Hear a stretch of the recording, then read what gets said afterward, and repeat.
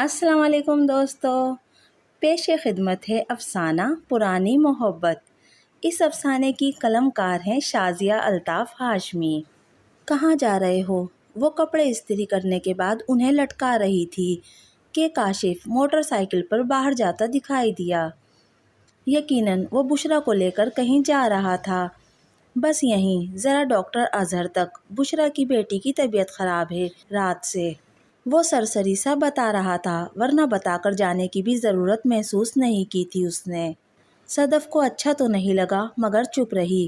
شادی کا تیسرا مہینہ تھا اور وہ کاشف کو سمجھ کر بھی سمجھ نہیں پائی تھی۔ وہ صدف سے محبت کرتا تھا اور نہیں بھی، یا شاید کرتا ہی نہیں تھا۔ کیا تھا آخر؟ بشریٰ کی بیٹی سبین اور خود بشریٰ اس گھر پر چھائی ہوئی تھیں۔ وہ دور کے رشتہ دار تھے کاشف کے، مگر اتنے قریبی بلکہ قریب کے بن گئے تھے۔ ایسی دلداریاں اور دھیانداریاں عموماً رشتہ داروں کی نہیں بھاتیں۔ کاشف اچھا اور خدا ترس انسان تھا، مگر بعض اوقات بلکہ ہر وقت کی یہ خدا ترسی صدف کو عجیب سے خلجان میں مبتلا کر دیتی۔ ہر وقت سبین دیوار پار سے لٹکی سالن مانگتی رہتی، پکوڑے کھانے ہیں، پلاؤ بنایا ہے تو دے دو۔ صدف اسے یہ سب کبھی نہ دیتی، جو اگر وہ عین کاشف اور اس کے کھانے کے دوران نہ آدھم کا کرتی، اور وہ کاشف کا موڈ خراب نہ کرنے کی غرض سے اوپری دل سے ہی صحیح اسے کچھ نہ کچھ تھما ضرور دیتی، مگر وہ سبین کی اس چالاکی پر اسے اچھا نہیں سمجھتی تھی۔ اور رہی بشریٰ، تو وہ بیٹی کو ماں والی روک ٹوک کرتی ہی نہیں تھی۔ کاشف سے فرمائشیں کرنی ہوں یا کوئی چیز مانگنی ہو، وہ جوانی کی دہلیز تیزی سے پار کرتی لڑکی سارے گر جانتی تھی۔ کاشف اور صدف کے درمیان جب بھی بدمزگی یا تناؤ بھرا ماحول پیدا ہوا تھا تو وہ صرف بشریٰ اور اس کی بیٹی سبین کی وجہ سے ہوا تھا، ورنہ تو کاشف سے بڑھ کر خیال رکھنے اور پیار کرنے والا کوئی ہو ہی نہیں سکتا تھا۔ مگر اس خدمت اور خدا ترسی کے معاملے میں وہ صدف کی ناراضی کی بھی پرواہ نہیں کرتا تھا۔ وہ اکیلی رہتی تھی مگر اکیلے رہ کر بھی اکیلی نہیں تھی۔ بشریٰ اور سبین ان دونوں کے درمیان مضبوط پہاڑ کی طرح جمی تھیں۔ صدف کاشف کی محبت پا کر بے حد خوش ہونے کے ساتھ ساتھ بشریٰ کی وجہ سے پریشان بھی رہتی تھی۔ اس وقت بھی وہ جلدی سے موٹر سائیکل لے گیا تھا۔ اس نے پیچھے مڑ کر بھی نہیں دیکھا، حالانکہ ابھی چند لمحے پہلے وہ قریبی پارک میں سیر اور کچھ کھانے پینے کا ارادہ کر کے بیٹھے تھے۔ ان دونوں کے کپڑے استری کیے رکھے تھے، مگر وہ اپنے کپڑے پہن کر نہا دھو کے سبین کو لے کر ڈاکٹر کے پاس جا رہا تھا۔ بشریٰ چادر سنبھال کر کاشف کے پیچھے بیٹھ گئی تھی۔ صدف نے اسے جس نفرت انگیز نظر سے دیکھا تھا اسے چندہ پرواہ نہیں تھی۔ وہ صدف کو نظر انداز کیے بائک پر بیٹھ گئی تھی۔ سبین نے بھی عجیب کاٹتی نظر سے صدف کو دیکھا تھا۔ پیچھے بشریٰ کی ماں گیٹ بند کر رہی تھی۔ فراٹے بھر کے موٹر سائیکل اس کی نظروں سے اوجھل ہو گئی تھی، اور پیچھے گندے شاپروں اور دھول کا چھوٹا سا طوفان اڑا تھا، اور ساری گرد سارا طوفان صدف کے اندر گھوم گیا تھا۔ اس کی آنکھیں گرم ہوئیں اور پھر بہہ گئیں۔ بشریٰ کی ماں کی نظر بھی خالی اور عجیب سی تھی۔ اس نے گیٹ بند کیا اور پودوں کی کاٹ چھانٹ میں لگ گئی، مگر دل کسی بھی طرح نہیں لگ رہا تھا۔ سامنے کمرے میں اس کا سرخ سوٹ پڑا تھا، چادر الگ نصیبوں کو کوس رہی تھی۔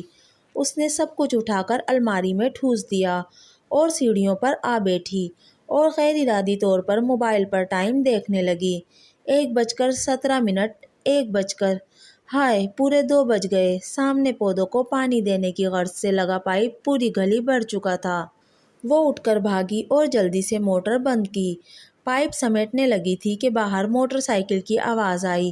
شاید وہ واپس آ گیا تھا، بلکہ وہی تھا، اور ساتھ شاپر میں کچھ تھا، پتہ نہیں کیا، اور چہرے پر پھیکی سی مسکراہٹ۔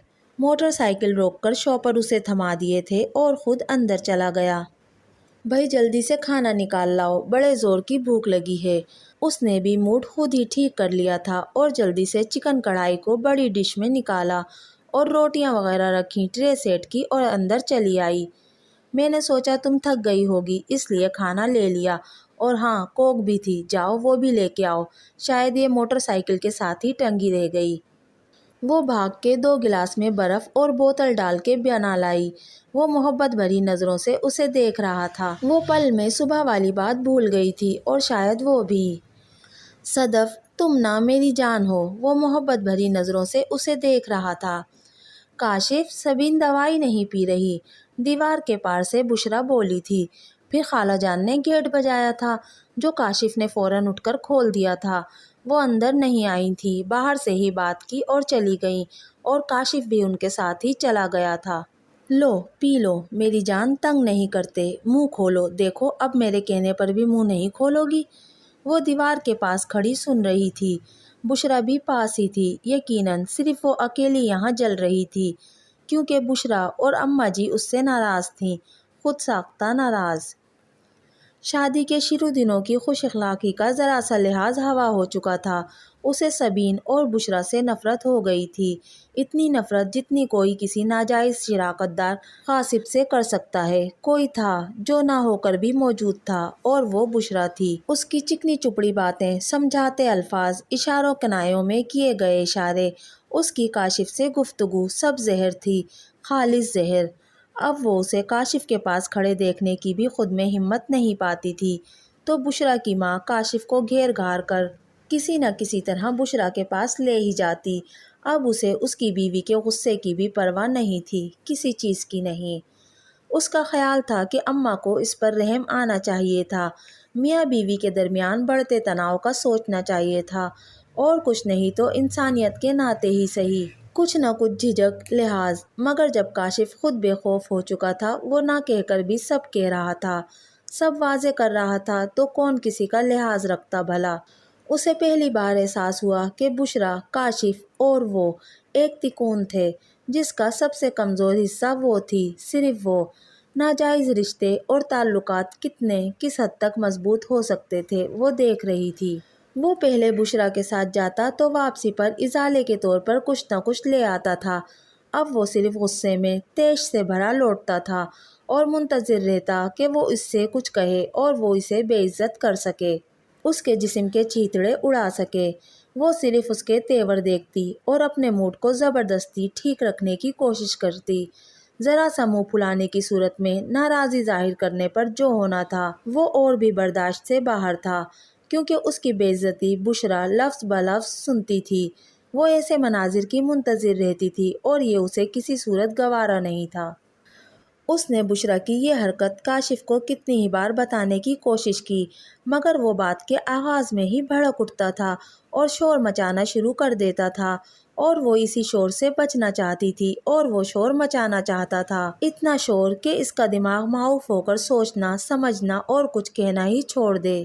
اسے کچھ اچھا نہیں لگتا تھا، نہ ٹی وی دیکھنا، نہ کہیں آنا نہ جانا۔ وہ کیا تھی اور کیا ہو کر رہ گئی تھی؟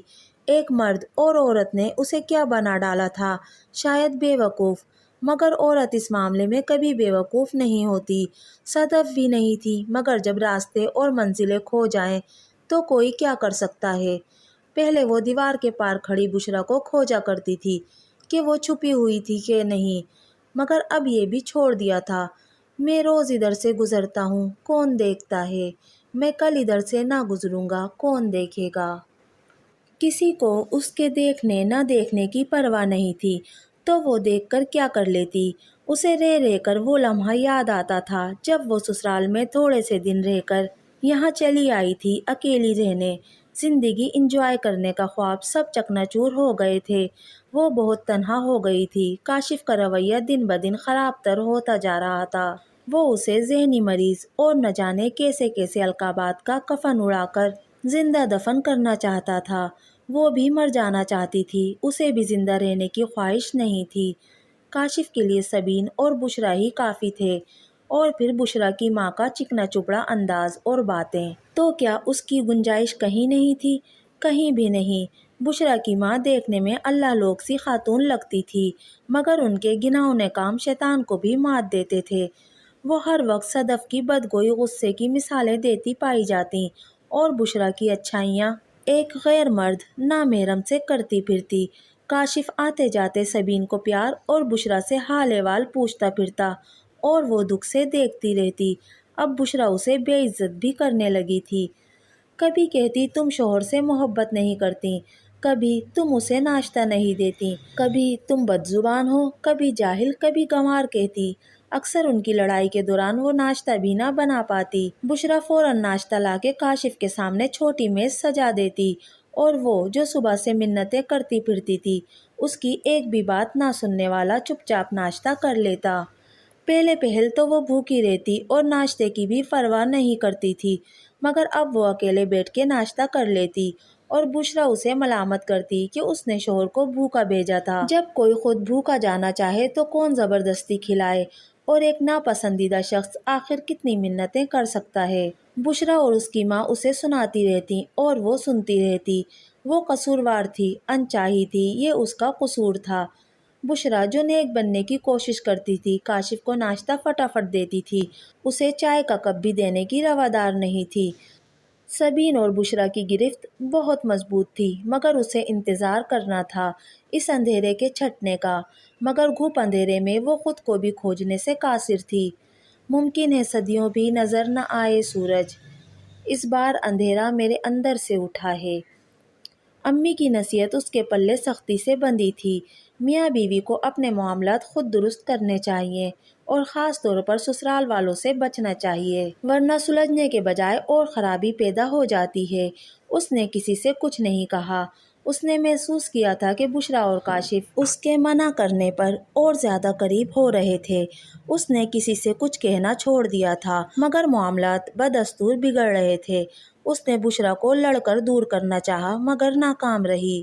وہ بیوی سے لڑ کر شوہر سے باتیں کرتی تھی اور شوہر کو پرواہ نہیں تھی کہ بیوی سے کس نے کیا کہا ہے۔ اس نے ناراض رہنا شروع کیا تو سب اس سے ناراض ہو گئے، کاشف سمیت۔ اس نے لا تعلق رہنا شروع کیا تو کاشف کو اعتراض تھا اس کے اس طرح گمسم رہنے پر۔ کاشف سے بات بند کیے آج 5واں دن تھا۔ وہ اسے بد فطرت کنجوس کہتا تھا، جو اسے کسی کی مدد کرتے نہیں دیکھ سکتی تھی، مگر وہ کیسے بتا سکتی تھی کہ ایک عورت اپنی محبت تقسیم نہیں کر سکتی، بھلے اسے کوئی کنجوس سمجھے یا جاہل۔ اور وہ کاشف کی محبت تھی یا نہیں، اسے پتہ چل چکا تھا۔ وہ محبت دو طرفہ نہیں تھی، یک طرفہ تھی، فقط صدف اس آگ میں جلی تھی اور زندہ تھی۔ اس کی نمازیں طویل ہوتی گئیں، نمازوں سے تہجد کا سلسلہ بھی شروع ہو گیا۔ اس کی دعائیں طویل ہوتی چلی گئیں اور سبین اور بشریٰ کا آنا جانا بڑھتا ہی چلا گیا، کہیں کچھ کم نہیں ہوا، سب بڑا ہی بڑا تھا۔ جو میرے درد کی آواز سمجھ سکتا ہو، اے زمانے کوئی ایسا بھی خدا دے مجھ کو۔ دوستو، یہ تھا افسانہ پرانی محبت کا پہلا حصہ۔ آپ کو ہماری آج کی ویڈیو کیسی لگی؟ مجھے کمنٹ کر کے ضرور بتائیے گا۔ اگر ویڈیو پسند آئی تو پلیز میرے چینل کو سبسکرائب کیجیے، میری ویڈیو کو لائک اور شیئر کیجیے۔ ملتے ہیں اگلی ویڈیو میں، تب تک کے لیے اللہ حافظ۔